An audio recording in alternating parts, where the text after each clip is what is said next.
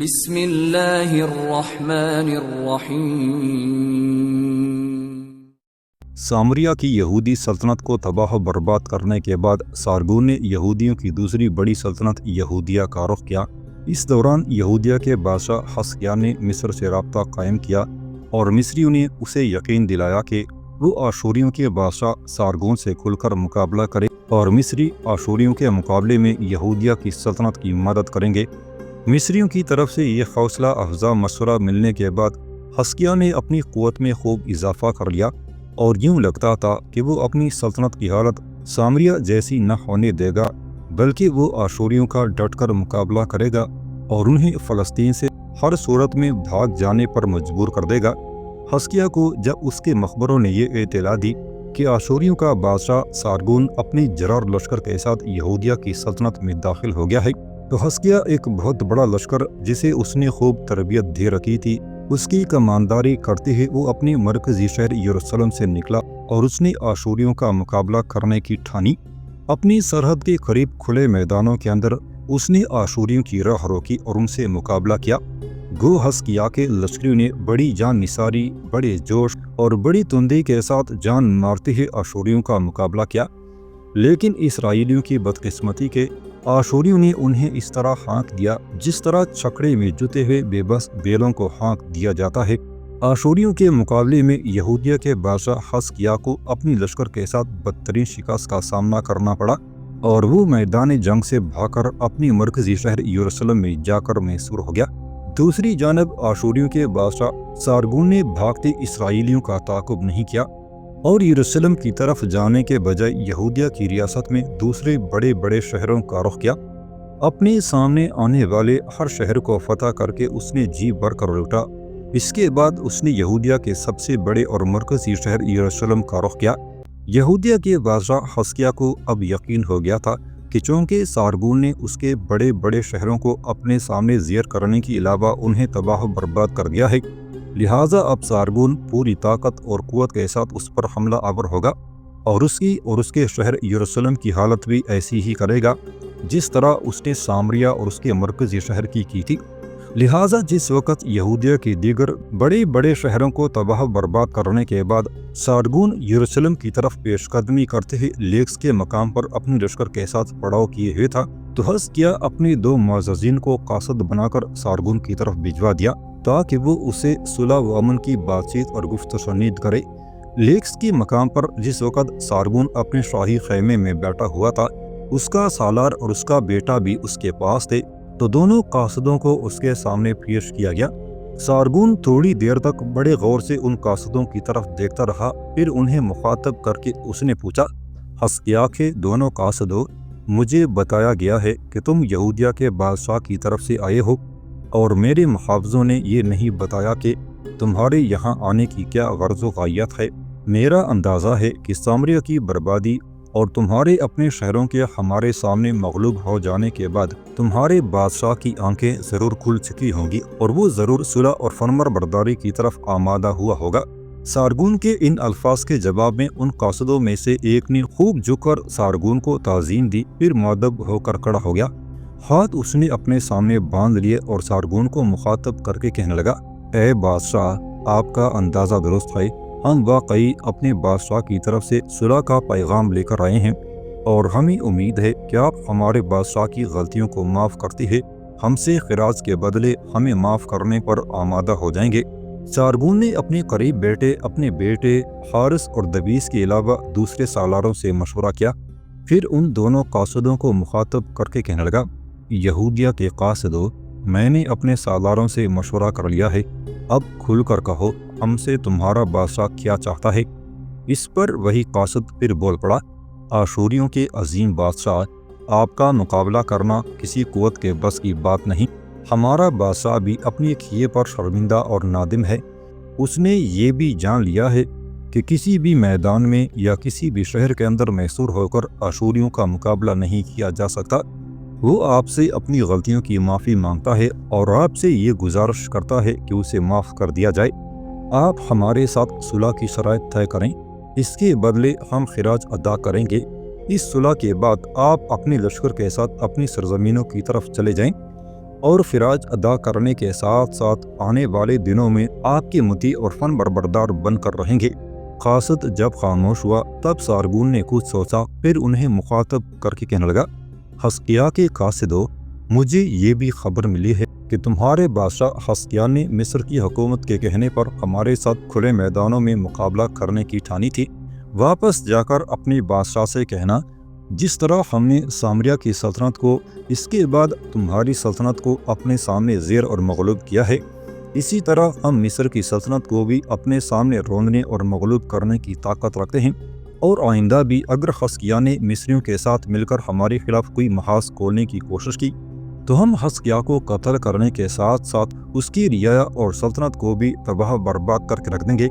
اپنے بادشاہ سے یہ بھی کہنا کہ ہم اس کی اس غلطی کو بھی درگزر کرتے ہیں اور معاف کرتے ہیں کہ اس نے ایلامیوں کے ساتھ ہمارے خلاف حرکت میں آنے کی کوشش کی تھی، لیکن جو انجام سامریہ اور یہودیہ کا ہوا ہے، اس انجام سے قومی ایلام بھی اپنے آپ کو بچا نہ سکے گی، اس لیے کہ ایلامیوں کی ہمسایہ سلطنت کو ہم نے اپنے سامنے مغلوب کر لیا ہے، اور سامریہ اور یہودیہ کے علاوہ کلدانی سلطنت بھی ہماری باز گزار اور فرما بردار بن گئی ہے۔ یہاں تک کہنے کے بعد سارگون لمحہ بھر کے لیے رکا، کچھ سوچا، پھر دوبارہ یہودیہ کے قاصدوں کو مخاطب کر کے کہہ رہا تھا، قاصدوں، واپس جاؤ اور اپنے بادشاہ سے کہو کہ 300 قیراط چاندی اور 300 سونا مہیا کرے تو ہم اپنے لشکر کے ساتھ واپس اپنی سرزمینوں کی طرف چلے جائیں گے۔ سارگون کا یہ جواب سن کر وہ دونوں قاصد خوش ہوئے، پھر وہ آداب بجا لاتے ہوئے خیمے سے نکل گئے تھے۔ اسی وقت وہ قاصد اپنے مرکزی شہر روانہ ہوئے اور وہاں انہوں نے اپنے بادشاہ حسقیہ کو سارگون سے ہونے والی گفتگو سے آگاہ کر دیا تھا۔ اپنے دونوں قاصدوں کی ساری گفتگو سن کر یہودیہ کی سلطنت کے بادشاہ حسقیہ نے سارگون کی مانگ کے مطابق سونا اور چاندی جمع کرنا شروع کر دیا تھا۔ حسقیہ کو عبادت گاہوں اور شاہی محلوں کے اندر جس قدر چاندی ملی وہ جمع کر لی۔ اس کے علاوہ ہیکل کے دروازوں پر جو سونا اس نے خود منڈوایا تھا وہ سونا بھی اس نے اتروا لیا، تاکہ جس قدر سونا اور چاندی سارگون نے مانگی ہے اسے پورا کیا جا سکے۔ آخر حسقیہ نے سونے اور چاندی کی مطلوبہ مقدار سارگون کو پیش کر دی۔ یوں آشوریوں کے بادشاہ سارگون نے یہودیہ کے بادشاہ کو معاف کر دیا، اس وعدے کے ساتھ کہ وہ آئندہ خراج ادا کرتا رہے گا اور آشوریوں کا ماتحت اور فرما بردار بن کے رہے گا۔ بابل کی کلدانی سلطنت کے خاتمے، یہودیوں کی سامریہ اور یہودیہ دونوں سلطنتوں کو اپنے سامنے زیر کرنے اور شمال کی ہوری اور خطی سلطنتوں کو اپنا خراج گزار بنانے کے بعد آشوریوں کا بادشاہ سارگون اب اپنی 2 مہمات کی ابتدا کرنا چاہتا تھا۔ اول وہ مصر کی خلاف حرکت میں آنا چاہتا تھا جس نے یہودیہ کو آشوریوں سے ٹکرانے کی ترغیب دی تھی۔ ثانیاً وہ ایلامی سلطنت پر بھی ضرب لگانا چاہتا تھا جس نے سامریہ اور یہودیہ کے ساتھ مل کر سارگون کو عارضی طور پر پیچھے ہٹنے پر مجبور کیا تھا، لیکن سارگون کی بدقسمتی کے یہودیہ کو اپنے سامنے زیر کرنے کے بعد وہ بیمار ہو گیا۔ اس کے طبیب اس کا علاج کرنے لگے۔ لشکر نے یہودیہ کی سلطنت کے اندر ہی اندر پڑاؤ کیے رکھا۔ ایک روز جب قرات باغتی جا رہی تھی، مشرقی افق پر شفق کے لرزہ رنگ تاریکی کی موجوں میں تحلیل ہو چکے تھے۔ ایسے میں مردک بلدان کی بیٹی اور دبیس بن بشروت کی بیوی طبیرہ بھاگتی ہوئی اپنی ماں رویان کے خیمے میں داخل ہوئی۔ اس وقت خیمے کے اندر رویان اور قندل دونوں ماں بیٹی جاگ رہی تھی اور آپس میں باتیں کر رہی تھی۔ جب طبیرہ بدحواسی کے عالم میں خیمے میں داخل ہوئی تو خیمے کے اندر جلتی ہوئی مشعل کی روشنی میں اس کی کیفیت کو اس کی ماں رویان اور چھوٹی بہن قندل نے بانپ لیا تھا، لہٰذا اسے پریشان اور فکرمند دیکھ کر دونوں اٹھ کھڑی ہوئی۔ طبیرہ تقریباً بھاگتی ہوئی اس کے پاس آئی، اس کی سانس پھول رہی تھی، کچھ کہنا چاہتی تھی کہ اسے اپنے ساتھ لپٹاتی ہوئی رویان بول پڑی، میری بیٹی، تو پریشان اور گھبرائی ہوئی کیوں ہے؟ کیا دبیس بن بشرود نے تمہیں کچھ کہا ہے؟ کیا تیرا اپنے شوہر سے کوئی تنازعہ ہوا ہے یا تجھے کسی اور نے کچھ کہا ہے؟ اپنی پھولی ہوئی سانسوں پر تھوڑی دیر بعد طبیرہ نے قابو پا لیا، پھر وہ علیحدہ ہوئی، اپنی ماں کی طرف دیکھتے ہوئے کہنے لگی، آپ دونوں بیٹھ جائیں، پھر میں آپ کو بتاتی ہوں، لگتا ہے حالات ہمارے لیے مشکلات پیدا کرنے والے ہیں۔ طبیرہ کے ان الفاظ نے رویان اور قندل دونوں کو فکرمند کر دیا تھا، تاہم اس کے کہنے پر وہ اپنی نشستوں پر بیٹھ گئیں۔ طبیرہ قندل کے پہلو میں بیٹھی، پھر اپنی ماں کی طرف دیکھتے ہوئے وہ کہہ رہی تھی، میری ماں، حالات اچانک ہی ہمارے خلاف پلٹا کھانے لگے ہیں۔ تھوڑی دیر پہلے آشوریوں کے لشکر نے ایک شخص کو پکڑا ہے، اس پر الزام لگایا ہے کہ وہ میرے باپ کی طرف سے آیا ہے اور اسے پتا ہے کہ میرے باپ نے کہاں پناہ لے رکھی ہے۔ آشوری لشکری اسے پکڑ کر اپنے بادشاہ سارگون کے بیٹے سناخریب کے پاس لے گئے ہیں، اس لیے کہ سارگون خود اس وقت بیمار ہے اور کوئی فیصلہ نہیں کر سکتا۔ سارے معاملات اس نے اپنے بیٹے سناخریب کو سونپ رکھے ہیں۔ لشکر کے اندر حارث بن حریم بھائی کے قبیلے کے جو لوگ شامل ہیں، انہوں نے اس واقعے کی اطلاع حارث بھائی کو بھی کر دی، لہٰذا وہ اپنے خیمے سے نکل کر سناخریب کی طرف گئے ہیں۔ میرے شوہر دبیس بن بسرود بھی ان کے ساتھ چلے گئے ہیں۔ اب دیکھیں کیا معاملہ طے ہوتا ہے۔ جس نوجوان کو پکڑا گیا ہے اور جس پر شک و شبہ ظاہر کیا گیا ہے کہ وہ میرے باپ کی طرف سے آیا ہے، اگر اس نے یہ بتا دیا کہ ہمارے باپ نے کہاں پناہ لے رکھی ہے تو آشوری اسے زندہ نہیں چھوڑیں گے، ہلاک کر دیں گے۔ اگر ہمارے باپ نے کہیں پناہ لے رکھی ہے اور انہوں نے اس آدمی کو ہمارا پتہ کرنے کے لیے روانہ کیا ہے تو انہوں نے غلطی کی ہے، انہیں ایسا نہیں کرنا چاہیے تھا۔ جو آدمی پکڑا گیا ہے، آشوریوں نے اگر اس پر سختی کی تو وہ بتا دینے میں تامل نہیں کرے گا کہ ہمارے باپ نے کہاں پناہ لے رکھی ہے۔ اب حارث بھائی اور دبیس گئے تو ہیں کہ معاملے کو اپنے ہاتھ میں لے لیں گے، دیکھیں کیا بنتا ہے۔ مجھے امید ہے کہ حارث بھائی کچھ نہ کچھ ہمارے لیے بہتر ہی کرنے کی کوشش کریں گے۔ ہمارا اتالق فتروس بھی اس وقت وہیں تھا اور وہ بھی ان دونوں کے ساتھ گیا ہوا ہے ایسا لگتا ہے۔ اپنی بات کہتے کہتے تبیرہ کو رک جانا پڑا، اس لیے کہ اس کی بات کاٹتی ہی اس کی بہن کندل بول پڑی تھی، آنے والا نوجوان اگر ہمارے باپ کی طرف سے آیا ہے تو بہت برا ہوا۔ اگر ہمارے باپ نے کناس کے ساتھ کہیں پناہ لے رکھی ہے تو ان کو خاموشی بلکہ گوشہ نشینی اختیار کر لینی چاہیے۔ ہماری خیریت جاننے کے لیے کسی کو ہماری طرف نہیں بھیجنا چاہیے تھا، ان کو کچھ عرصہ چپ جانا چاہیے تھا، حالات کا انتظار کرتے، پھر خود ہی کسی طرح ان کے پاس خبر پہنچ جاتی کہ ہم تینوں ماں بیٹی اپنے اتالق فتروس کے ساتھ خیریت سے ہیں۔ اب جو نوجوان آیا ہے، اگر اس نے سارگون کے بیٹے سناخریب کے سامنے یہ راز اگل دیا کہ ہمارے باپ اور کناس نے کہیں پناہ لے رکھی ہے، تو پھر یاد رکھنا آشوری وہاں دھاوا بھول دیں گے اور میرے باپ کے علاوہ کناس کو بھی پکڑ کر موت کے گھاٹ اتار دیں گے۔ اور جس روز ایسا ہوا میری ماں اور میری بہن، وہ دن میری زندگی کا آخری دن ہوگا۔ کندل رکی، اس کے بعد اپنے جذبات کا اظہار کرتے ہوئے دکھی سے الفاظ میں کہہ رہی تھی، ہمارے لیے سب سے بڑا اطمینان یہی تھا کہ ہمارا باپ اور کناس بھاگ گئے ہیں۔ کناس میری زندگی کا محور ہے، اس کے بغیر میں جینے کا تصور بھی نہیں کر سکتی۔ اب آنے والے نوجوان نے اس کا پتہ بتا دیا تو پھر ان کا زندہ رہنا مشکل ہو جائے گا۔ اور دوسری بات جو بری ہوئی ہے وہ یہ کہ اگر آشوری اس نوجوان کو پکڑ کر سناخریب کے پاس لے گئے ہیں تو اسے چھڑانے یا اس کی مدد کے لیے صرف اور صرف دبیس بن بسرود کو جانا چاہیے تھا۔ میرے خیال میں حارث بن حریم کو اس معاملے کی خبر تک نہیں کرنی چاہیے تھی۔ اگر آنے والا نوجوان حارث کے ہاتھ چھڑ گیا تو یاد رکھنا وہ اسے ہمارے باپ اور کناس کا پتہ پوچھ کر اول تو سارگون کے بیٹے سناخریب کو اطلاع کر دے گا۔ اگر وہ ایسا کرے گا تو خود میرے باپ اور کناس کو حراست میں لیتے ہی فوائد حاصل کرنے کی کوشش کرے گا۔ کندل اپنی بات مکمل نہ کر سکی، اس لیے کہ اپنی ناپسندیدگی کا اظہار کرتے ہوئے اس کی بڑی بہن تبیرہ بول پڑی، کندل کبھی تو عقل سے کام لے کر اور سوچ سمجھ کر بھی گفتگو کر لیتے ہیں۔ تمہیں اتنے دن ہو گئے حارث بھائی کے خیمے میں آتے جاتے، تم ابھی تک اس کے مزاج کو سمجھ نہیں پائی ہو۔ مجھے اس کے مزاج کو سمجھنے کی ضرورت بھی نہیں ہے، بے پرواہی میں شانیں اچکاتے ہوئے کندل نے کہہ دیا تھا۔ وہ ہماری مجبوری سے فائدہ اٹھانے کی کوشش کر رہا ہے، اس کا خیال ہے کہ شاید میں اس کے ساتھ رہتے ہوئے اس کی طرف مائل ہو جاؤں گی اور کناس کے بجائے اپنی زندگی کا ساتھی بنانے پر آمادگی کا اظہار کر دوں گی۔ اگر وہ ایسا سوچتا ہے تو پھر وہ احمق ہے، میں کبھی اور کسی بھی صورت کناس پر اسے ترجیح نہیں دوں گی۔ تبیرہ نے ایک بار پھر اس کی بات کاٹتے پھر ڈانٹنے کے انداز میں کہنا شروع کیا، لگتا ہے تم اپنے حواس میں نہیں ہو۔ دن کے وقت تم جب حارث بھائی کے خیمے میں ہوتی ہو تو کیا کبھی انہوں نے تم سے گفتگو کرنے کی کوشش کی، تمہیں اپنی طرف مائل کرنا چاہا؟ کیا خیمے کے اس قصے میں داخل ہونے کی کوشش کی جس میں تم رہتی ہو؟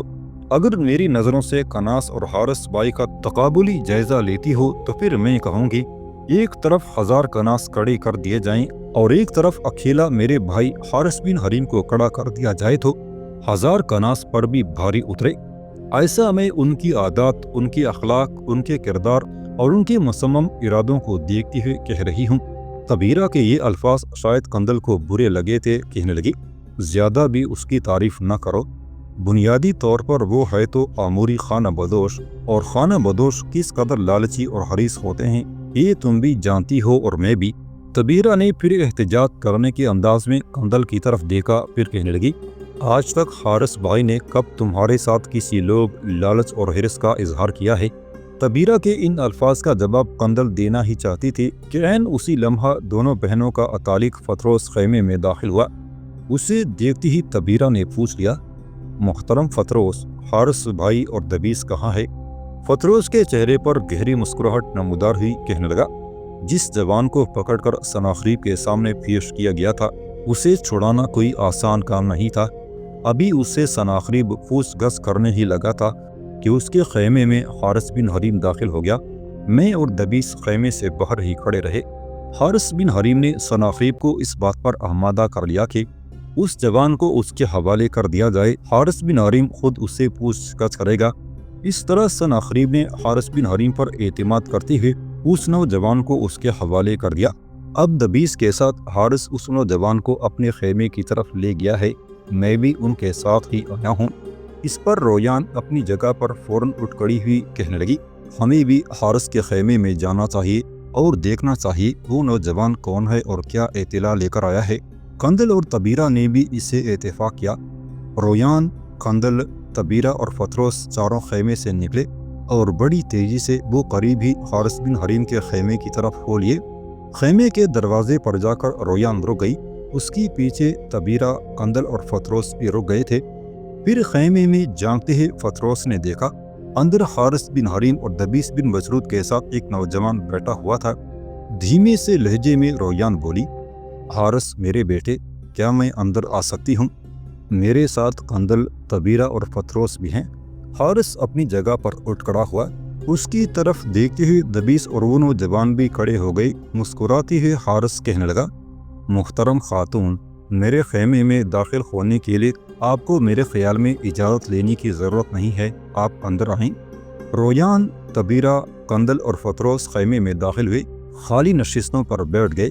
بیٹھنے کے ساتھ ہی رویان نے رازدارانہ اور دھیمے سے لہجے میں حارث بن حریم کی طرف دیکھتے ہوئے پوچھ لیا حارث بیٹے، کیا یہ نوجوان ہے جس کے متعلق کہا گیا ہے کہ یہ تبیرہ اور قندل کے باپ کی طرف سے آیا ہے اور اسے پکڑ کر سناخریب کے سامنے پیش کر دیا گیا تھا؟ حارث بن حریم کے چہرے پر مسکراہٹ نمودار ہی، دھیمے سے لہجے میں کہنے لگا آپ کا اندازہ درست ہے۔ پھر آنے والے نوجوان کو مخاطب کرتے ہوئے حارث کہنے لگا کیا تم ان لوگوں کو جانتے ہو؟ اس نوجوان کے چہرے پر مسکراہٹ نمودار ہی، کہنے لگا میں ان چاروں کو جانتا ہوں، یہ محترمہ رویان ہے، ان کے ساتھ ان کی بیٹی قندل، تبیرہ اور دونوں کا اتالق فتروس ہے۔ حارث بن حریم نے اپنے ہونٹوں پر انگلی رکھی، پھر سرگوشی کے انداز میں اسے مخاطب کر کے کہنے لگا گفتگو ذرا آہستہ کرو، تمہاری آواز خیمے کے اندر ہی رہنی چاہیے۔ اگر کسی کو خبر ہو گئی کہ تم ان کے جاننے والے ہو تو یاد رکھنا آشوری تمہاری گردن کاٹنے میں دیر نہیں لگائیں گے۔ اب بولو کہاں سے آئے ہو؟ اس نوجوان نے کچھ سوچا، پھر کہنے لگا میں قندل اور تبیرہ کے باپ محترم مردک بلدان کی طرف سے آیا ہوں، کناس بھی ان کے ساتھ قیام کیے ہوئے ہے۔ حارث بن حریم نے پہلے سے بھی مدم لہجے میں اسے مخاطب کیا، ان دونوں نے کہاں پناہ لے رکھی ہے؟ اس موقع پر فوراً قندل بول پڑی اور مداخلت کرتے ہوئے کہنے لگی آپ آنے والے اس نوجوان سے یہ سوال کیوں پوچھ رہے ہیں؟ آپ چاہتے ہیں کہ یہ نوجوان آپ کو میرے باپ اور کناس کا پتہ دے اور آپ دونوں کو گرفتار کر کے سناخریب کے پاس پہنچا دیں؟ حارث بن حریم کے چہرے پر ہلکی سی مسکراہٹ نمودار ہوئی۔ اس موقع پر رویان نے کھا جانے والے انداز میں قندل کی طرف دیکھا، پھر رویان اپنی جگہ سے اٹھی اور ایک زوردار تماچا اس نے قندل کے منہ پر دے مارا۔ قندل چکرائی اور اپنی نشست پر بیٹھ گئی۔ قندل کے اس رویے کو تبیرہ اور دبیس نے ہی نہیں، اتالق فتروس نے انتہا درجے کا ناپسند کیا تھا۔ اس موقع پر پہلے جیسے دھیمے لہجے میں حارث بن حریم بول پڑا سن مردک بلدان کی بیٹی، میں جانتا ہوں تو مجھ سے نفرت کرتی ہے، مجھے یہ بھی خبر ہے کہ جب مجھے گرفتار کر کے بابل شہر میں پیش کیا گیا تھا تو نے میرے لیے کہا تھا کہ میری گردن کاٹ دینی چاہیے۔ جب میں درندوں کا مقابلہ کرنے میں کامیاب ہوا تھا تو تجھے افسوس ہوا تھا۔ جب تمہارے باپ مردک بلدان نے مجھے بابل سے چلے جانے کا فیصلہ کیا تب بھی وہ فیصلہ تجھے گراں گزرا تھا۔ تمہاری گرانی اس بات سے بھی ظاہر ہوتی تھی کہ جب میں بابل سے نکل گیا تو تم نے میرا خاتمہ کرنے کے لیے میرے پیچھے مسلح زبان لگائے، لیکن ان مسلح زبانوں کی اور تمہاری بدقسمتی کے میں نے ایک مقابلے میں ان تمام کا خاتمہ کر کے رکھ دیا۔ بہرحال تمہاری نفرت اپنی جگہ درستی ہوگی، مجھے تمہاری نفرت سے کوئی غرض و غایت نہیں۔ تمہاری بہن طبیرہ میرے عزیز دبیس بن بشروت کی بیوی ہے، اس لحاظ سے میری بہن ہے اور اس بہن ہی کے ناطے میں تمہیں برداشت کر رہا ہوں، ورنہ میرا تم سے نہ کوئی رابطہ ہے نہ تعلق نہ واسطہ۔ آج کے بعد دن کے وقت تم میرے خیمے میں نہیں رہو گی، اس کی باوجود میں تمہاری حفاظت کا سامان کروں گا۔ یہاں تک کہنے کے بعد حارث بن حریم رکا، پھر قندل کی ماں رویان کی طرف دیکھتے ہوئے کہنے لگا، محترم خاتون، آپ کو قندل کے منہ پر تمانچہ نہیں مارنا چاہیے تھا۔ ہر کسی کو اپنے جذبات کے اظہار کی آزادی ہونی چاہیے۔ قندل اگر اپنے دیوتا مردوک کو توڑے جانے کی وجہ سے مجھ سے نفرت کرتی ہے تو ایسا کرنے کا اسے حق حاصل ہے۔ بہرحال اب تو افواہ پھیل چکی ہے کہ قندل کی مجھ سے شادی ہو چکی ہے، جبکہ ایسا نہیں ہے۔ صرف سیروب کے ہاتھوں اس کی جان بچانے کے لیے یہ خبر مشہور کر دی گئی تھی کہ قندل کی مجھ سے شادی ہوئی ہے، ورنہ یہ آزاد ہے، جب اور جس وقت چاہے یہ کناس کے پاس جا سکتی ہے۔ اس موقع پر آنے والا نوجوان بول پڑا، کیا قندل کی آپ سے شادی نہیں ہوئی اور یہ محض سیروب سے بچانے کے لیے خبر اڑائی گئی ہے؟ مسکراتے ہوئے جب حارث بن حریم نے اس بات میں گردن ہلائی تب آنے والا نوجوان بول پڑا، ہمارے کچھ مخبروں نے کناس اور محترم مرتک بلدان کے پاس ایک خبر پہنچائی تھی کہ طبیرہ کی شادی دبیس بن بشروت سے اور آپ سے قندل کی شادی ہو چکی ہے۔ اس خبر کو سن کر انہیں بڑا دکھ اور افسوس ہوا ہے۔ اسی دکھ اور افسوس کے باعث کناس نے اس مندر میں کہ جس میں انہوں نے پناہ لے رکھی ہے وہاں کی ایک دیوداسی سے شادی کر لی ہے۔ اس انکشاف پر لمحہ بھر کے لیے قندل چونکی تھی، کچھ پوچھنا چاہتی تھی کہ اس نوجوان کو مخاطب کرتے ہوئے حارث بن حریم نے پوچھ لیا، تمہاری مر زبان محترم مرتک بلدان اور کناس نے کہاں پناہ لے رکھی ہے؟ اس نوجوان نے بلا روکے کہنا شروع کر دیا، انہوں نے اور شہر کے ننار دیوتا کے مندر میں پناہ لے رکھی ہے، وہ بڑی محفوظ جگہ ہے۔ حارث بن حریم تھوڑی دیر خاموش رہ کر کچھ سوچتا رہا، پھر رازدارانہ لہجے میں اس نوجوان کو مخاطب کرتے ہوئے کہنے لگا، تم تھوڑی دیر تک یہاں سے چلے جانا، لشکر کے باہر تک دبیس تمہیں چھوڑنے جائے گا۔ میرے قبیلے کے کچھ لوگ جو اس لشکر میں شامل ہیں ان میں سے چند تمہارے ساتھ جائیں گے اور باحفاظت تمہیں اور تک پہنچا کے آئیں گے۔ جا کے اپنے بادشاہ مرتک بلدان سے کہنا کہ آئندہ کسی کو بھی ان تینوں ماں بیٹی کی خبر گیری کے لیے نہ بھجوائے۔ اگر وہ ایسا کرے گا تو کسی نہ کسی کو خبر ہو جائے گی کہ اس نے اور شہر کے مندر میں پناہ لے رکھی ہے۔ دیکھنا ہر کوئی حارث بن حریم اور دبیس بن بشروت نہیں ہے، اور اگر کسی بھی آشوری کے کان میں یہ بنک پڑ گئی کہ ان دونوں نے کہاں پناہ لے رکھی ہے تو یاد رکھنا آشوری ان دونوں کو وہاں سے نکال کر موت کے گھاٹ اتار دیں گے۔ یہاں تمہارے کھانے کا اہتمام کیا جاتا ہے، پہلے کھانا کھاؤ پھر تمہاری واپسی کا انتظام کیا جاتا ہے۔ واپس جا کر اپنی مرزبان سے یہ بھی کہنا کہ قندل کی شادی حارث بن حریم سے نہیں ہوئی، قندل کناس کے لیے ہے اور کناس کے پاس ہی جائے گی۔ حارث بن حریم جب خاموش ہوا تب قندل بول پڑی، اے میری ماں، اگر میں اس نوجوان کے ساتھ اپنے باپ کے پاس جانا چاہوں تب؟ رویان نے پھر کھا جانے والے انداز میں قندل کی طرف دیکھا اور کہنے لگی، تم اس کے ساتھ کیسے جا سکتی ہو؟ جب تم یہاں سے چلی جاؤ گی تو آشوریوں کا بادشاہ حارث بن حریم سے پوچھے گا کہ تمہاری بیوی قندل کہاں ہے، تو یہ کیا جواب دے گا؟ رویان کو رک جانا پڑا، اس لیے کہ حارث بن حریم بول پڑا، خاتون محترم، مجھے اس کے جانے پر کوئی اعتراض نہیں، پر اس کے جانے سے کچھ خطرات ہیں۔ اس کے جانے پر سارگون اور اس کا بیٹا ایک تجسس میں پڑ جائیں گے کہ جس روز مشکوک نوجوان اس کے لشکر میں داخل ہوا کیا قندل کو بھی اسی روز غائب ہونا تھا؟ اگر یہ جانا چاہے تو اس کی یہاں سے روانگی کا اہتمام بعد میں کیا جائے گا اور یہ مشہور کر دیا جائے گا کہ قندل نے مجھ سے علیحدگی اختیار کر لی تھی اور وہ اپنی کسی انجان منزل کی طرف چلی گئی ہے اور میں نے اسے جانے کی اجازت دے دی ہے۔ یہ ذمہ داری میں اپنے اوپر ڈال لوں گا اور مجھے امید ہے کہ سارگون اور اس کا بیٹا مجھ سے کوئی باس پرس اور مواخذہ نہیں کریں گے۔ تاہم اس کے جانے کے بعد بابل کا حکمران ساروق اسے تلاش کرنے کی ضرور کوشش کرے گا، اور اس نے اگر اسے تلاش کر لیا تو اس کے ساتھ مردک، ولدان اور کناز کی زندگیاں بھی خطرے میں پڑ جائیں گی۔ اس کے باوجود اگر یہ جانے پر مصر ہے تو پھر اس کی روانگی کا بھی اہتمام کیا جاتا ہے۔ رویان تھوڑی دیر تک بڑی ممنونیت اور شکر گزاری کے جذبے میں حارث بن حریم کی طرف دیکھتی رہی، پھر کہنے لگی، نہیں بیٹے، یہ ابھی نہیں جائے گی۔ اس طرح تمہاری ذات بھی آشوریوں کے لیے مشکوک ہو کے رہ جائے گی، مگر یہ جو نوجوان ہے تم اس کا کیا کرو گے؟ خاتون محترم، اس کا آپ فکر نہ کریں، تھوڑی دیر تک میں اس کی روانگی کا اہتمام کر دوں گا، اور کل میں سناخریب سے کہہ دوں گا کہ میں نے بڑی سختی سے اس نوجوان سے باس پرس کی تھی، اس کا مردک بلدان سے کوئی تعلق نہیں، لہٰذا میں نے اسے جانے دیا۔ اس نوجوان کو میرا مشورہ ہے کہ یہ پہلے یہاں سے در یقین شہر کا رخ کرے، پھر وہاں سے اس شہر کو جائے۔ میں بھی سناخریب سے کہہ دوں گا کہ اس نوجوان کا تعلق در یقین شہر سے ہے، اور ہمارے لشکر نے اس کو غلطی سے پکڑ لیا، مردک بلدان سے اس کا کوئی تعلق نہیں ہے۔ اس معاملے کی اطلاع سارگون کو نہیں ہے، اس لیے کہ وہ بیمار پڑا ہوا ہے اور بیماری کی حالت میں سناخریب اسے یہ خبر نہیں دینا چاہتا۔ اگر اس نوجوان کو پکڑ کر سارگون کے سامنے پیش کر دیا جاتا تو پھر سارگون سے بچانا مشکل ہوتا۔ سارگون بڑی سخت مزاج کا آدمی ہے، جہاں تک سناخریب کا تعلق ہے تو وہ مجھے بیٹے جیسا سمجھتا ہے، میری بات پر اعتماد اور بھروسہ کرتا ہے۔ کل جب میں اسے کہوں گا کہ یہ نوجوان بے گناہ ہے اور میں نے اسے چھوڑ دیا ہے تو میری باتوں سے وہ مطمئن ہو جائے گا، اس طرح اس نوجوان کی جان چھوٹ جائے گی۔ حارث بن حریم رکا، اس کے بعد وہ دوبارہ رویان کی طرف دیکھتے ہوئے کہہ رہا تھا، خاتون محترم، ایک بات میں آپ کی تسلی اور تشفی کے لیے بھی کہنا چاہتا ہوں۔